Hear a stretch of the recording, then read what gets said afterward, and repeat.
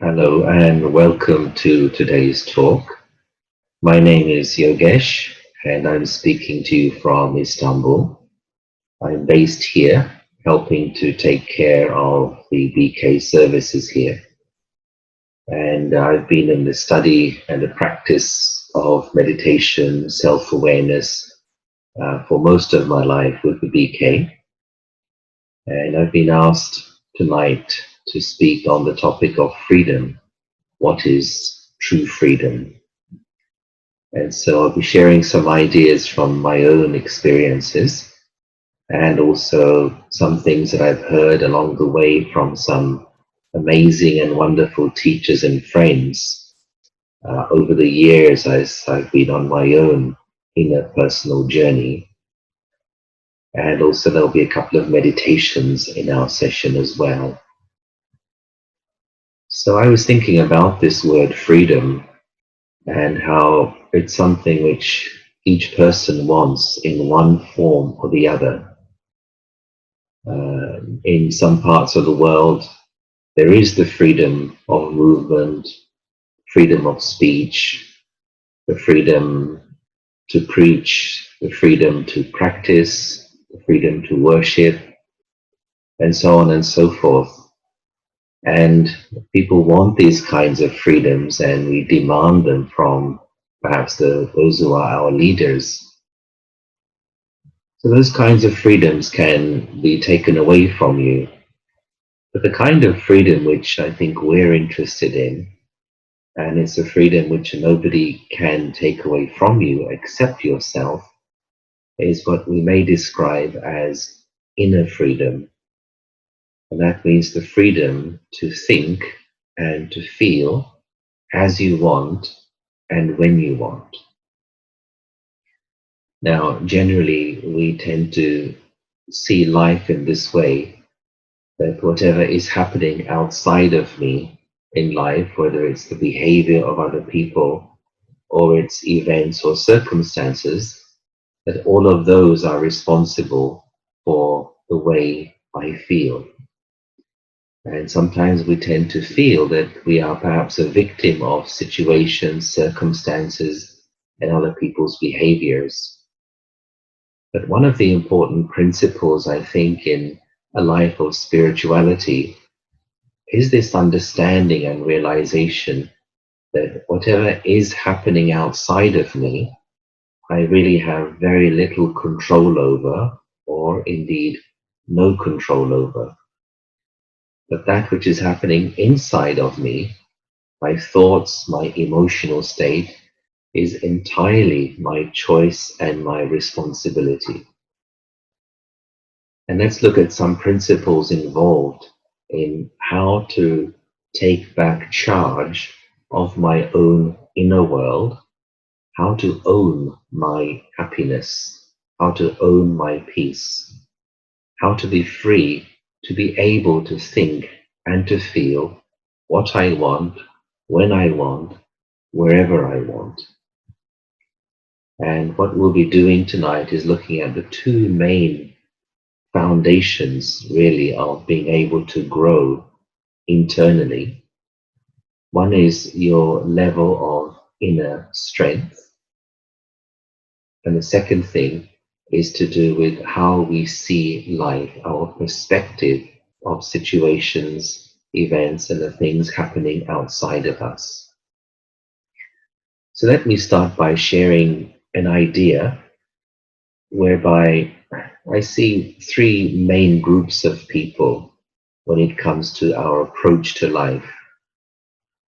And I remember years ago when I used to work in central London, in fact, one of my first jobs, we go into the office and as we all do, we say to our colleagues, hello, good morning, how are you? And most would reply, well, I'm just surviving. And it kind of became a cliche term just to say I'm surviving. But the thought would come to me when I would hear that, just to survive, is that really good enough? Just to get through life and to survive. especially when we have all our basic needs met. Surely there must be more to life than just surviving. Survive is maybe what a plant would do, what a tree would do. But we're human beings. We have consciousness. We have intelligence. We have perspective. There should be more than just surviving through life.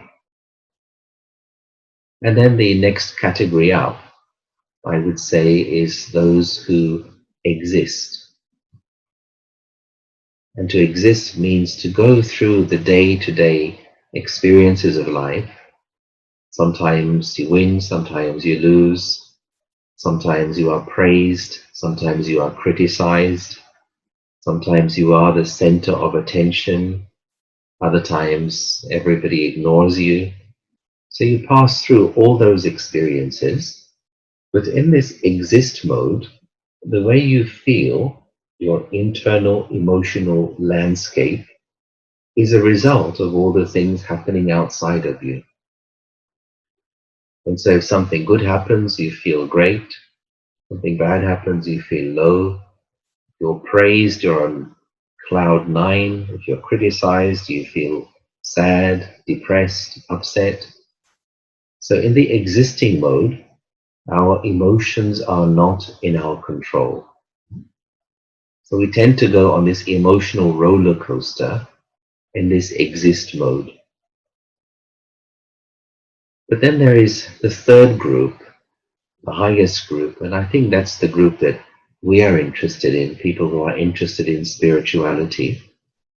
And that is those who choose to and learn to truly live. Now, what does it mean? What does it mean to truly live?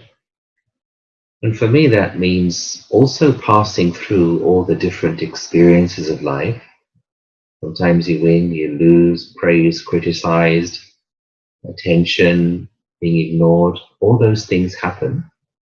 But when you're in the living mode, then it's like you have made an agreement with yourself. You've made a decision that my peace of mind and my happiness belongs to me. And you don't allow situations, circumstances, people outside to influence and, in fact, to infiltrate into your peace of mind and your happiness. And even further, you learn how to use adversity to actually make you grow. And so how does this work? What is the difference between, especially the first two categories, the living category and the existing category?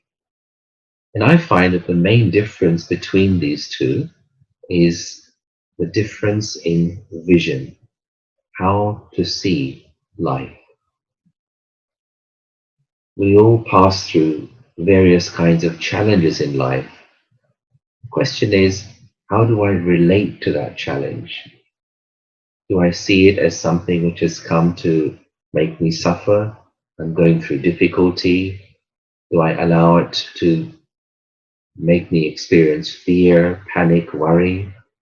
Or do I choose to see it as something through which I can grow? I'm going to come back to that a bit later. And a phrase which I think is very important and very central, especially to the spiritual journey, is that everything depends on how you choose to see. And there's a great phrase connected to this: as is your vision, so is your world. Because what you choose to see in any situation will influence how you feel. And how you feel will influence how you behave, how you act. And how you behave will create your relationships, your circumstances, your own personal world. Everything depends on what you choose to see in a situation. You could say that I cannot control what life brings to me, but I can control how I choose to receive it. So when we focus on what life is giving to me, it may raise the question, why is life giving this to me? Why is life behaving in this way towards me? But rather than that, let my focus be on how I choose to receive what life is bringing to me. And I think making this shift is what creates all the difference. Now, here's how I see the relationship between the self, the mind, and life. So let's say here is me, and let's say here is life or the world. And generally what we try to do is we try to control life, believing if I can control life, then I'll be secure, I'll be happy, I'll be at peace. And controlling life especially, I think, means controlling other people in our lives. And it may be controlling one particular individual's behavior. But the truth is that you cannot control life. If you try to control life, then you will necessarily become stressed. But between me and life, there is my mind. And if my mind is in my control, then life is less able to stress me. And in simple terms, I think that's really one of the big messages of inner personal spiritual growth, shifting my desire for control from outside to inside, to bringing control over my own mind. And I think this is the big missing area in the world today, is a basic lack of attention being paid to how to take proper care of the mind. Now, generally I would say we all have two lives. We all have our outer life of our work, study, family, travel, healthcare, and so on, and all of these are important. But then also there is the inner life of our thoughts, how we feel, our perceptions, beliefs, etc. And for the most part, I think people give more attention, or perhaps all their attention, to the outer life and less to the inner life. And I believe as a result of this imbalance, we have the stresses that we have in the world today. And even today, as we pass through these challenges of the COVID-19 and the lockdown and so on, of course, it's a challenge for everyone. It's disrupted everybody's patterns of living.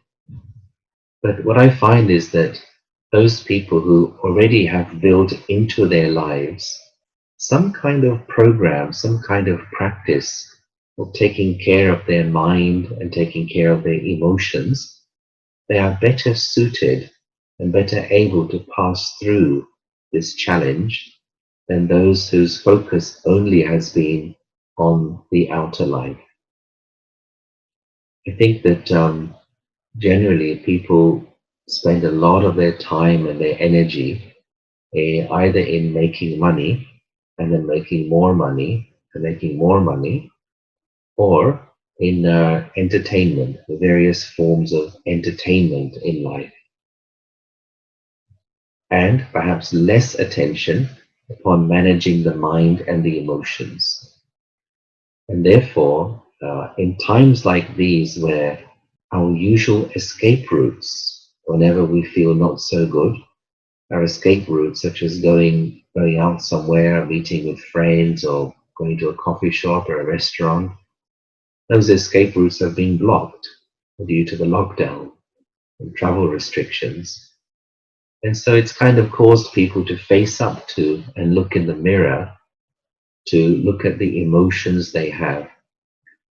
And it's high time to build into our lives a practice of being able to take better care of my own mind and my emotions. Now, the mind has a mechanism, just like everything does. The body has a mechanism which needs to be respected. Our body needs sleep, we need food, we need air, we need water, etc. In the same way, the mind needs peace, the mind needs silence. And just as we understand that for the body, there are times to eat and there are times to not eat, the same way, we have to take care of the mind and understand what kind of thoughts are healthy and help me in the morning, what kind of thoughts should come later. And one example I like to use is um, I ask the question, who likes ice cream? I think pretty much everybody puts their hand up and says, I like ice cream, including me. But if somebody offers you ice cream first thing in the morning for breakfast, you may say, well, it's very nice, but maybe a bit later on. Because you know this huge intake of sugar first thing in the morning is not good for your body. So you understand that the body's health is impacted by what you eat, when you eat, how much you eat. The same way it is for the mind. And one suggestion is that when we wake up in the morning, the first thing we need to do in order to bolster our inner strength is first to engage with the inner self. Engage with, visit, and experience the peace, which actually is at the very center of our consciousness. First, engage with my own self before engaging with other people, with life, with your day-to-day routines. How to engage with that inner self? Simple relaxation exercises, simple visualizations. This helps us to become internally strong, emotionally strong, and to have the freedom then during the day to be able to have some control over my own inner self. And so let's do a simple visualization now, which is a beginner's exercise, which helps us just to slow down the mind and to experience the peace which actually belongs to every one of us. So if you're sitting on a chair, then I may suggest have your back straight and have your feet flat on the floor. Have your shoulders at a very natural and comfortable angle, and may wish to just close your eyes or just have them half open. This simple visualization is called the quiet room of peace, and it just takes a few minutes. So just follow as best as you can. So sitting comfortably, let me just take a few moments to relax the body and also to relax the mind. When we do visualization, we use the power of images because the mind thinks in pictures. And so firstly, just bring your attention in towards yourself.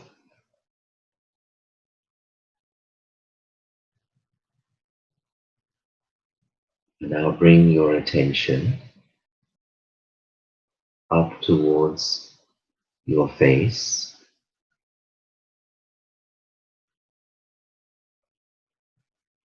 and bring your attention to the center of the forehead.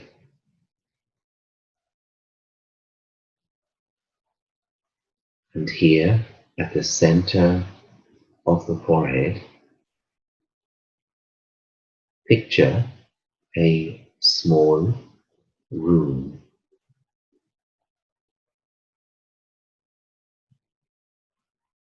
this small room in the center of the forehead.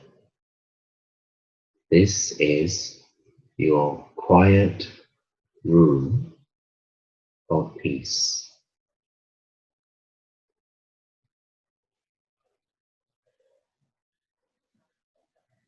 Just to visualize this very pleasant, quiet room of peace in the center of the forehead.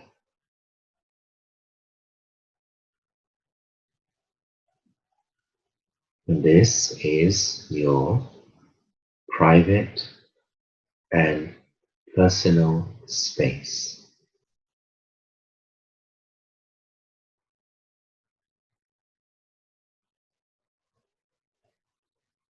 When you are inside the quiet room,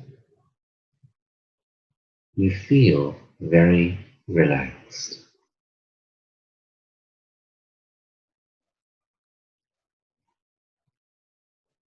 Inside your quiet room, you are safe and secure.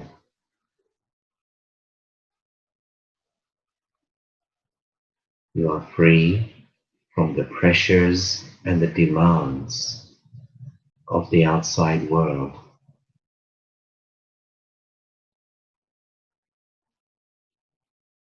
You can let go of your daily roles and responsibilities.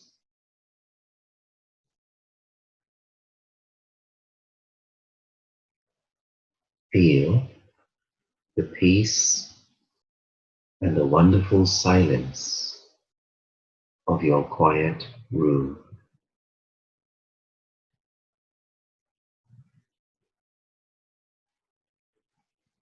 And just allow your mind to absorb this atmosphere of serenity, tranquility.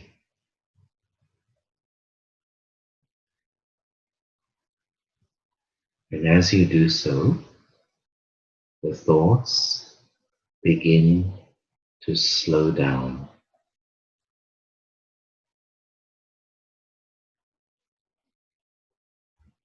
The mind becomes calm,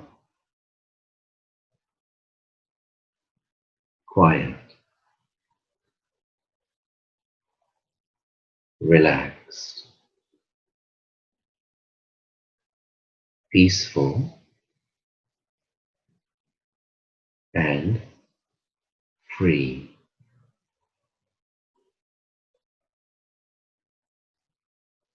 Just be with this feeling of peace in your mind for 1 minute.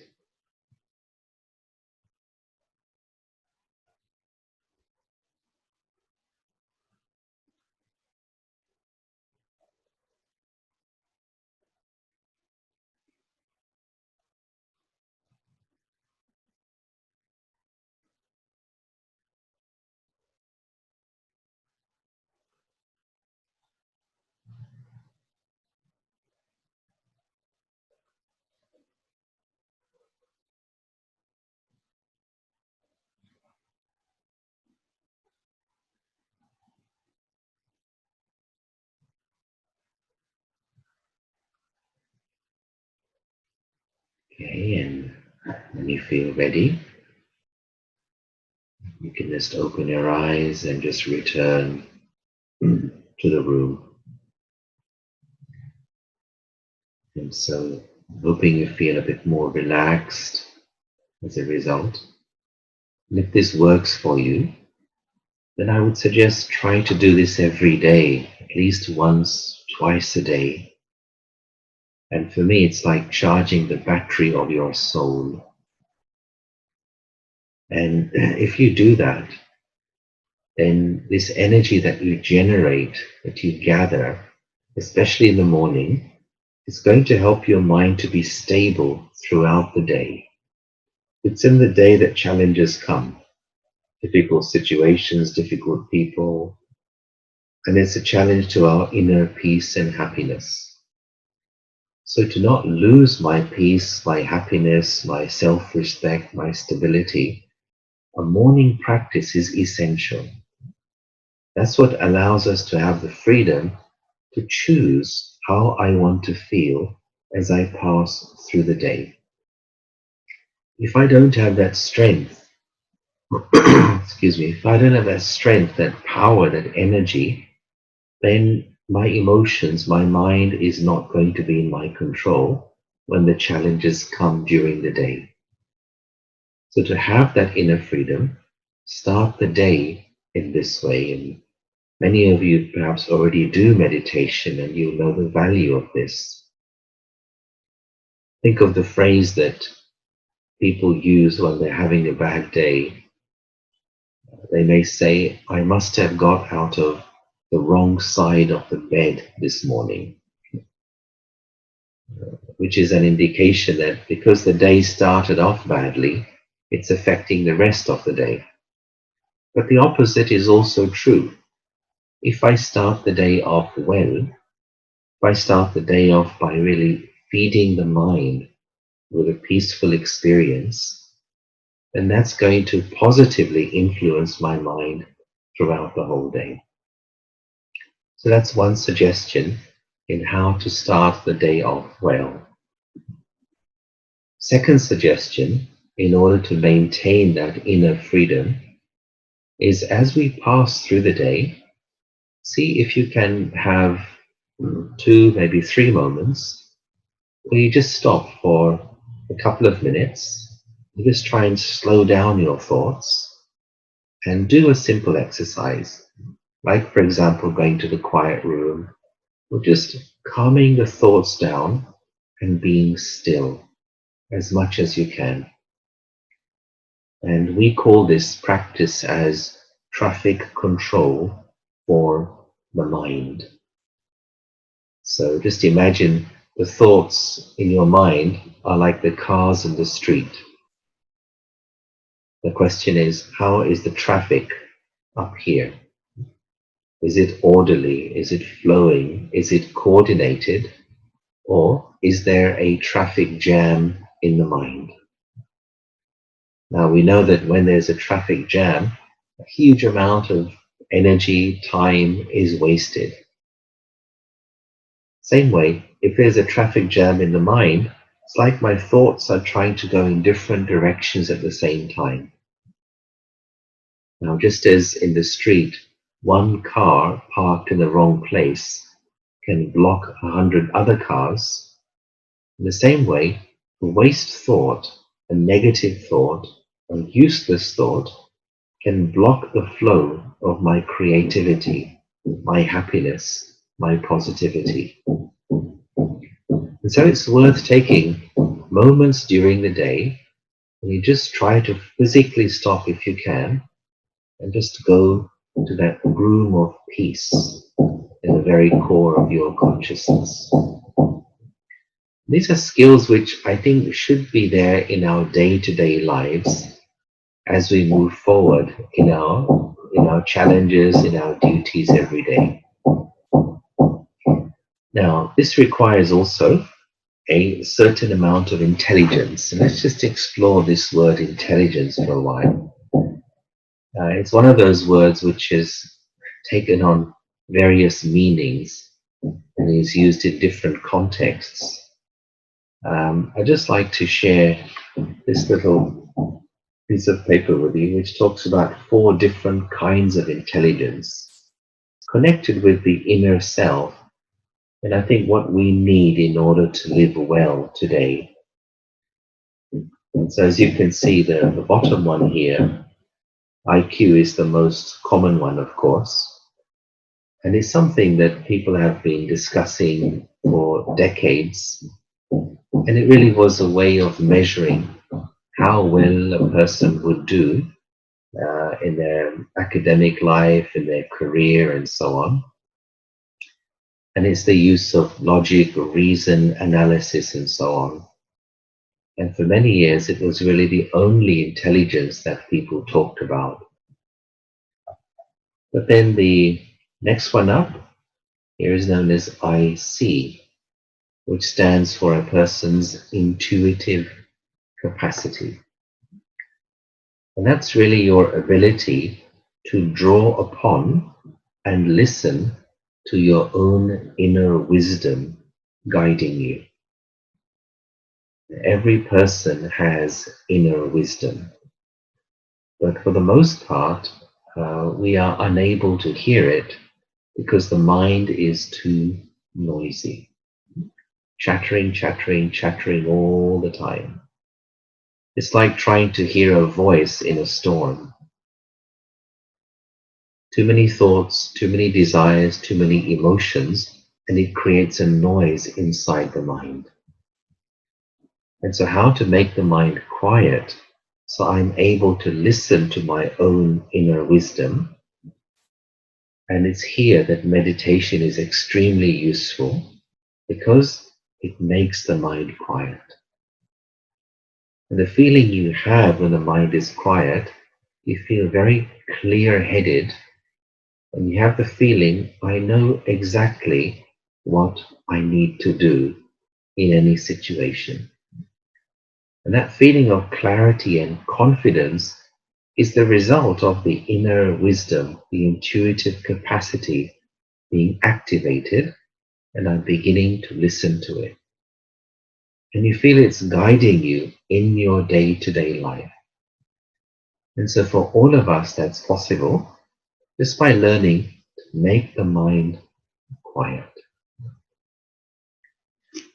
Third one here, we've kind of been looking at already a little bit, emotional intelligence, which is very, very popular.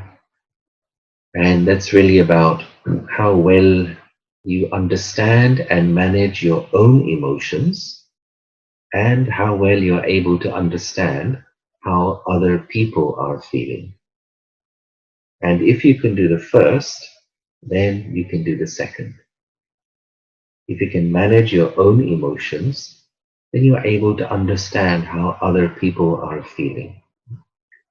So in the context of freedom, our subject for today, it really raises the question, how free am I to think and feel as I want, when I want? Think, for example, of when you may be in a bad mood. And the question arises, how long does your bad mood last? Is the mood your master, or are you the master of the mood? Is it that one feels, well, I'm just in a bad mood and I have to feel rotten until the mood decides to release and go away? Or is it that I can choose to lift myself up out of a bad mood as and when I want? That's the place that we want to reach. Now, we all, of course, sometimes lose it in terms of get irritated or get a bit annoyed or a bit frustrated, sometimes with others, sometimes with ourselves. So we kind of, we fall into some kind of foul mood. But what's important is how quickly I can lift myself out of that. How quickly I can apply a full stop to my negative thoughts or to my negative emotions, lift myself out of that mood. And for that, as we mentioned already, one needs energy, one needs power. And the practice of meditation helps with that. Plus one other thing, which I'll look at in a few moments. And so emotional intelligence. And then the highest one here is sometimes described as a combination of the other three. And as you can see, that is SQ, or spiritual intelligence. And again, there's no set definition, but spiritual intelligence, I would say, is largely concerned with two things. One is your sense of identity, and the other is your sense of purpose. So it's, of course, huge topics for another time. But in essence, it raises two main questions. Who am I and why am I doing whatever I am doing? Sense of identity and sense of purpose. And people who have explored these two questions, I've noticed two signs in such people. One is they own their motivation. Their motivation is not just for their job, but it's for their whole life. It's the red thread which passes through their personal life, their work life, their relationships, their social life. They know who they are and they know why they're doing what they're doing. So their motivation is in their own hands. The second main sign is such people have a deep-seated sense of contentment. Even when they fail at something, even when they're criticized, they take it seriously, they want to make improvements, but they don't lose their contentment. And these are huge, huge rewards of doing this inner work of exploring identity and exploring purpose. So it's in this context that we're looking at some of these things in our session today. A couple more things to touch upon and another little formula to share with you. Another thing that seems to be so common, especially in big city life, is stress. And so here's a little formula about stress. So it tells us there are two things involved when it comes to stress. Most people will say, I'm so stressed because of the pressure I have in my life, and what can I do? I have no choice. I have the pressure of work, I have the pressure of deadlines, I have economic pressure, I have the pressure of dealing with particular people who I don't find easy. There may be the pressure of noise, etc. And what mostly people do is they try to change their pressure-related circumstances. So they may say, there's too much pressure at work, I need to change my job. Or there's too much pressure where I live, I need to move to a quieter neighborhood. Or sometimes people pressure, I need to cut out certain people from my life. And to some degree, if you change your pressure-related circumstances, you do experience some relief from the stress. But it's not so easy to change your circumstances, especially if you have children, if you have a family, and people who depend upon you. But there is something all of us can do, and that is we can increase our resilience. And naturally, if you increase the resilience, then your stress will reduce. And what we're talking about today is this, increasing my inner resilience, which is connected to these two things. One, developing my inner strength through meditation, building silence moments into my day. The second thing, which I'm going to touch upon now, is upgrading the way I see situations and people. In other words, it's like describing an attitude upgrade, having a spiritual approach to situations, events, and people. Let's just take a simple example and then I'll share with you the next little diagram. And one of the areas in which people tend to have most stress in my travels in different countries is people-related stress, especially in places where our basic needs are met. It's usually relationships at home or relationships at work where one experiences the most stress. And within that, we tend to say that there is one particular individual who seems to be very good at pushing my buttons. And it's like that person has a PhD in irritating you particularly. as though they have been strategically parachuted into your life simply to make your life difficult. And I think for everyone, there is maybe one particular person who you feel has this ability to push your buttons. And so the question arises, how do you stop someone from pushing your buttons? How do you change that scenario? What usually happens when somebody pushes our own buttons is we kind of look for theirs to push back. And hence we may get caught up in a button pushing contest. You push mine, I push yours, you push mine, I push yours. And of course it just gets silly. You could ask that person to change their behavior, to stop pushing your buttons. But then you'll find somebody else who maybe does it even better.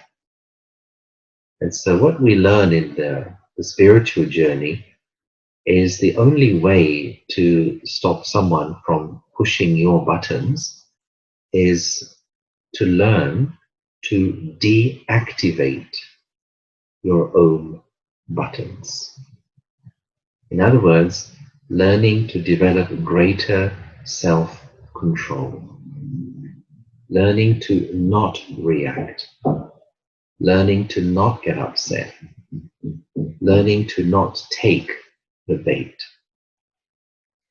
And so what happens as a result of that is next time that person pushes, there's no reaction. Now think of if you go into a lift and you push the button when the lift doesn't work.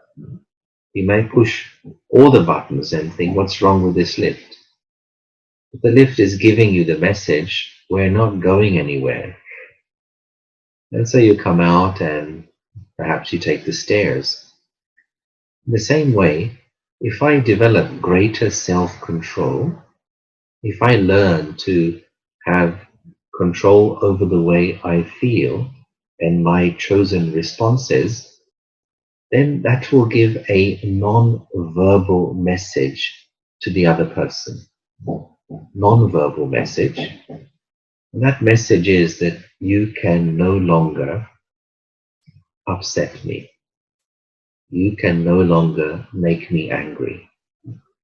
I have the freedom to choose how I feel. Now, initially, of course, that person may get even more irritated and try and find different ways to provoke you, or in fact, find new ways to try and get a reaction from you. But that's always the case. Change is always challenged. But if I maintain my self-respect, my dignity, my stability, the message will eventually come across that I can no longer upset this individual. And this really is the only way by which to inspire others to change their behavior towards us, is I learn to improve my own self-respect. And this is one of the laws of spirituality, is do not ask to be respected, but increase your self-respect. And just see how naturally respect will begin to come to you. If my self-respect is low, I will demand respect from others, and I may get it superficially or I may not get it. But if I work on my self-respect, then I will naturally command respect from others without asking for it. In simple terms, my relationship with myself impacts how other people relate to me. So let me choose to own my peace, to own my happiness, and that's the work one needs to do. That's the freedom I have, to choose my thoughts, to choose my feelings, to choose my attitude in any set of circumstances. As it's often said, that you can't control the circumstances, but the last human freedom is to choose my attitude towards the circumstances. And that's a freedom which needs to be exercised. What is my attitude towards this person, towards this situation? And if I choose to keep my attitude meaningful, constructive, positive, I'm going to be able to find solutions where before it seemed as though there were none. So that's one thing about the freedom to choose how I wish to respond. And then just coming to the next thing here, I'll show you another little diagram. And I think you can see this. This tells us that we're all surrounded by events. And events are just all the things happening around us. Events could be what's happening in your house, what's happening in the street, what you read in the news, everything, but everything are just events happening around us. And there's not too much you can do about the events which are around you. But here is what we do, is we give meaning to these events. The event is outside of me, but the meaning I am giving with my own mind. Simple example, some situation may happen in front of a group of people. It's one event, but each person can give a different meaning to it with their own mind. So for one person, it's a terrible thing which happened. For the other person, they give the meaning of it's not so important. For another person, it's hilarious, the funniest thing they've seen all day. And for somebody else, it's maybe a real disaster. For somebody else, it's something to learn from. So the event is one, but the meaning each one is giving from their own mind. And sometimes human beings are called as meaning-making machines. We walk through the streets every day. We see so many things up in the shops, on the billboards. And with our mind, we are giving meaning to what we see and what we hear. Now, why this is important is because the meaning that I give to events is generating my emotions. And that's the sequence of how this works. First, there's an event. Then, very, very quickly, in a nanosecond, my mind gives meaning to the event. And just as quickly, the emotion is generated as a result of the meaning I am giving. The event, meaning, emotion. Event, meaning, emotion. And because this happens very quickly, event, meaning, emotion, what we actually think is happening is that the event has created the emotion. That's the illusion that we tend to live in. So, for example, we use phrases like, I am very angry because of what so-and-so said today. Or, I'm very upset with this decision that's been made. We say that, but actually, it's not true. It's not that I'm angry because of what somebody said. I'm angry because of the meaning I'm giving to what that person said. It's not that I'm upset because of what happened. I'm upset because of the meaning I'm giving to what happened. The event is not creating my emotions. The meaning I'm giving to the event is creating my emotions. And this is both bad news and good news for us. The bad news is there is nobody else to blame for your negative emotions. So, sorry about that. But the good news is exactly the same. And that is that my emotions are in my own hands if I choose to own the meaning. So rather than focusing on the event, let me focus on the meaning I am giving to the event. Let me not try to control the event, but rather let me own the meaning and let me upgrade the meaning I am giving to the event. And if I do that, then naturally my emotions will be in my own hands. I have the freedom to be able to choose the meaning I give to events. That's the important part here. Now, question arises, well, how do you upgrade? How do you improve the meaning that you are giving to events?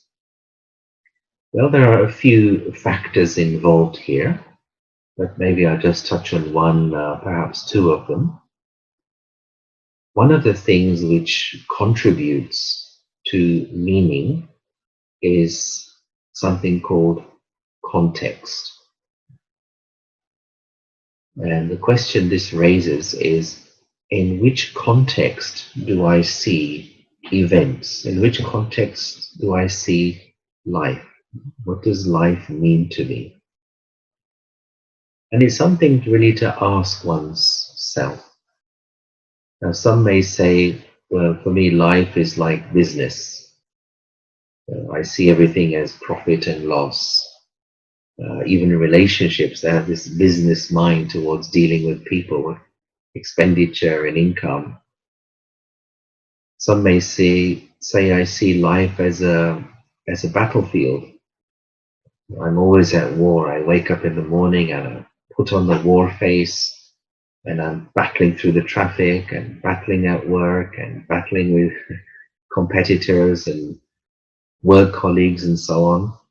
And so the whole attitude and to life is that life is a battlefield, and this person sees life in that context. It's a war, it's a battlefield. Somebody else may say, well, I see life as some kind of prison. You know, it's all about trying to get through, and I feel like a prison. I feel it's about suffering, and the aim is to get free from all of this. So some are seeing that life in that context. But here are a couple of contexts that I feel are useful for us and something that we practice in our study. So one of these is that life is a school. So if life is a school, then who are we? In that context, then we are students. If life is a school and we are students, then who are the teachers? The teachers are situations, circumstances, but especially the teachers are difficult people. The people you find difficult in your life, see them as teachers in disguise. In other words, change the context of the situation and the relationship. Let's take that metaphor further. If life is a school, if we are students, if difficult situations or difficult people are teachers, then what is the lesson to learn? What is the subject? What is the curriculum that we are studying in this school of life? And I believe it is the highest of all learnings, the highest of all studies, is the study and the research of virtue. That's the main thing to study and to learn and to become literate in.